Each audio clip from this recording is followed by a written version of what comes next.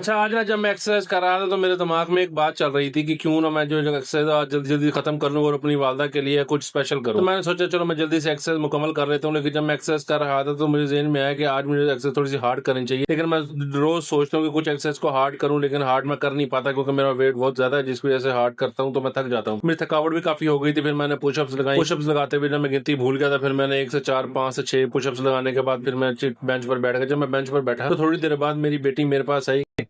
पापा दूध सोडा पीना है। दूध सोडा पीना है? चलो मैं अपने बेटे को दूध बना के बनाता हूँ। चलो जी सोडा लेके आते हैं, चलो।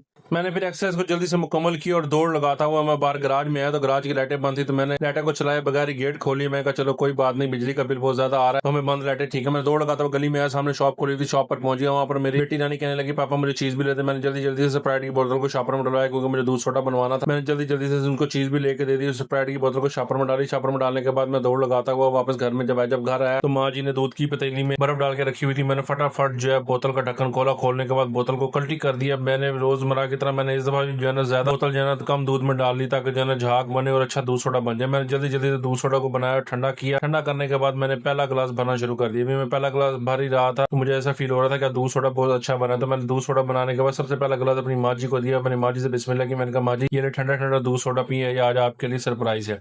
माँ जी को दूध सोडा देने के बाद फिर मैंने बेटी से कहा कि चले बेटी जी आप भी दूध सोडा पी लें, क्योंकि आप भी दूध सोडा मुझे कह रही थी, ये आपकी फरमाइश है। मैंने फिर बेटी को दूसरा गिलास दिया। मैं कहा बेटी आप ये दूसरा गिलास पिए। बेटी को दूसरा गिलास देने के बाद तीसरा गिलास की बारी आई तो फिर मैंने लिया। मैंने कहा चले मैं भी जल्दी जल्दी से पी लूं। फिर मैंने तो फिर एक ही सांस में जो है ना मग्गा पी लिया क्योंकि मुझे प्यास भी लगी हुई थी। खैर दूध सोडा पीने के बाद जो है ना बहुत दिल ठंडा हो जाता है और बहुत मजा आता है। अगर आप भी पीते हैं तो बहुत अच्छी बात है, दूध सोडा पीना चाहिए।